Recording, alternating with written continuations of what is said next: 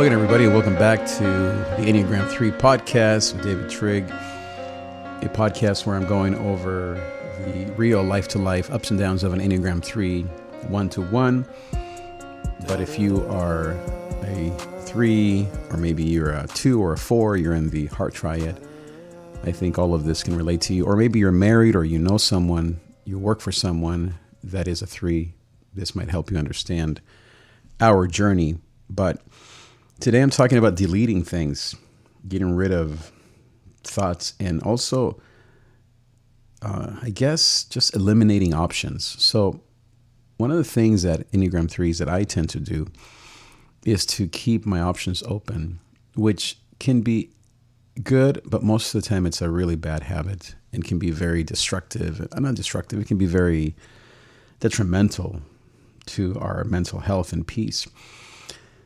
So, and speaking my truth. So I have a friend who I've been working with some media stuff, but he also had some ideas for me, I don't know, about a year ago. And then I reached out to him. I'm trying to enunciate more.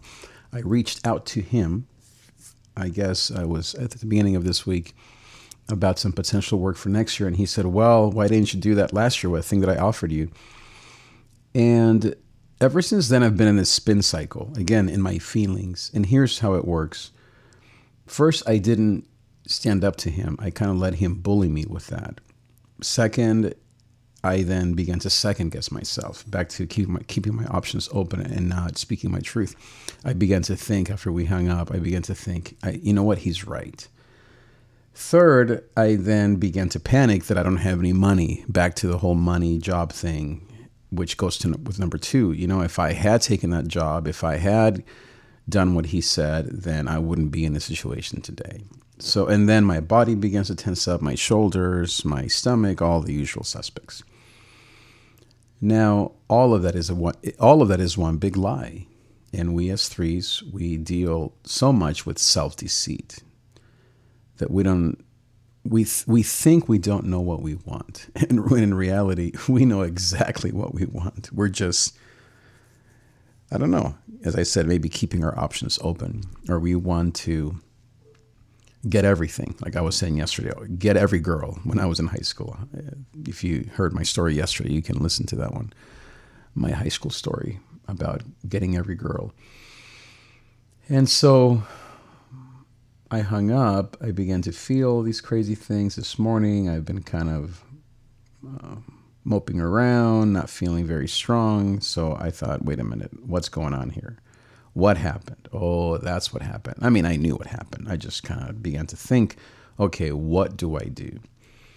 And what I have to do is to speak my truth. And even though I'm not going to call him back, but this is what I would say. And this is what I'm saying to myself, because really it doesn't matter what he thinks, right? Or what anybody thinks. It only matters what we think, what God is doing in our lives, what our heart is telling us to do. My heart from day one said, no, I didn't want that job. I didn't want the offer that he made me. That's my truth. No matter how I feel about it now, what he says, what she says, what whoever says, I didn't want that. Second, yes, I don't have that 9-to-5 now, but I'm looking for one. And the one that I get is going to be something that I want. So that's my second truth. And third, to the idea of that I tell him, he didn't say this, to the idea that I'm telling myself that I'm broke and I'm on the wrong path, I'm doing exactly what I want to do. I didn't want to work at that place. I don't want to work at a place like that. And I want to do what I'm doing right now, which is creating a media, life coaching, and music company. Be a mogul to provide content for Christian leaders, creatives, and musicians, and artists, and coaches. So that's what I'm doing. Am I there yet? No. Now, if I had $1 million and my business was thriving, if my business was $1 million business, first, I wouldn't even have reached out to this young man. But second, when he asked the question, do you have a 9-to-5? Because that's what happened. He asked me. I would have said, I don't, and I don't want one, and I have $1 million company. So that's what I couldn't say. And that's where my shame and my fear and all that stuff came up. But here's the truth. I can still speak my truth. I could have said, and I need to say, I am working on getting a 9 to 5. No, I didn't want that job, but thank you. And second, my business is growing. I'm an entrepreneur. I am a business owner. I am creating content for Christian leaders and blah, blah, blah. And that's where God is at work. And the reality is that between my wife and I, we're doing fine in terms of our income. To give in to emotionally, to give in emotionally to what X person says about what I should do or what I didn't do, it's irrelevant. It doesn't matter. I chose to not do that. The problem is, we as Enneagram 3s, we self-deceive.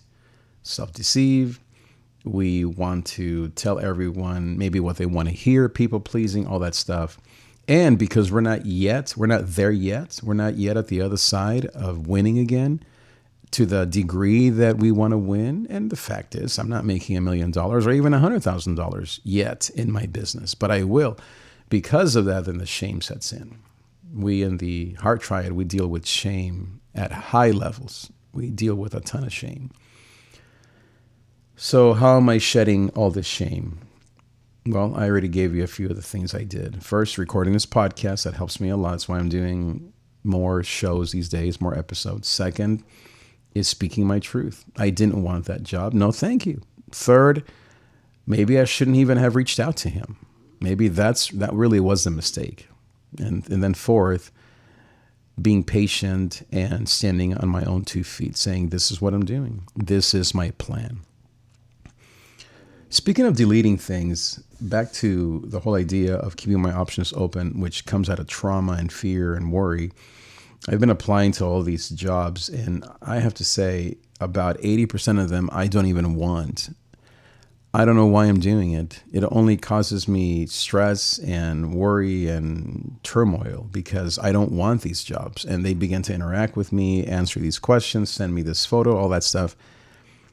And being a deceiver again, being in my feelings, being in my fear, I usually will entertain all those things back to I want to get every girl or I want to have, I always would tell my wife the story, I want to have 20 Cheerio boxes, not one. I grew up with this fear of not having enough food or not having my grandma take care of me, all these things when I was a young person in my early teens or preteens, 8, 10, 11. And so because of that, it makes sense why I want to have all these jobs available. Even though, and especially because, or the reason why I shouldn't do that is because they cause me tremendous amounts of stress. Because there are things I don't want to do. And yet I'm entertaining them. So what I did today, I went into my email, or actually last night, I guess, and I deleted, most of the responses from these things that I don't want. I just don't want those jobs. And instead of saying, well, I have to do whatever and go back to the same horrible situation I was in before, instead I'm saying, no, I'm trusting God and I'm staying in my lane. I'm doing what I want to do, what God has put in my heart to evangelize through music and media, to make disciples through music and media and coaching, to make disciples of Jesus Christ through coaching, music, and media. That is my path forward. And that's going to make me a great living. And right now, it's slow. It's not slow. It's just tough. I'm just starting. I'm not where I was a year ago in terms of income, but I'm on my way. And most of all, I'm doing what I want to do. And it's not even what I want. It's what God has called me to do. What I believe is the path forward for me as a pastor is to be a pastor through music, media, and coaching in the online space and volunteering at the beautiful church where I'm at that I love with my whole heart. And yeah, sure, a 9 to 5 would be nice. And I am, like I said, doing a few things and I have some options. I don't have options yet, but I'm applying at different things, hoping for options, praying for options, working hard for options. And when that comes, great. But that's not even my goal. That's just to make ends meet in the meantime.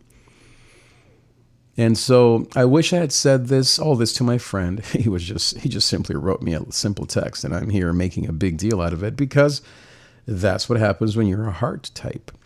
Your heart gets connected and your heart gets confused and you begin to deceive yourself and say all these crazy things and feel way too much. And so that's why I'm here processing, getting logical, thinking things through, even doing things that are the right things for me to do, meaning deleting this, deleting that, thinking straight. As I've always said, us in the Heart Triad, we have to always listen to our heart. But when we're in trouble, when we're in fear and shame, we have to move towards doing and thinking so that we can get out of that shame cycle. So that's the update for today. And not only did I delete some things, but I'm actually finishing a project that is in my wheelhouse, that is part of being a music, media, and coaching mogul, that is making me money in the things that I love to do. And so there you go. And I'm mixing also another song that's along the same path. So I have 2 projects. I mean, actually I have more than that, but I have 2 pending projects that I'm going to finish today that are on my path, in my lane, doing the things that I love to do. And that's where I stand. And that's my truth, not that other stuff. So I hope that helps. I hope these processing out loud kind of having a mind dump and processing things here in front of you helps you. And I hope that you can gain some tips and some ideas from being a 3 in this brand new world of 2023. And in the name of Jesus, thank you so much for being here. Thank you for listening. Make sure you follow me on Instagram at davidTrig, and I will see you next time. Adios.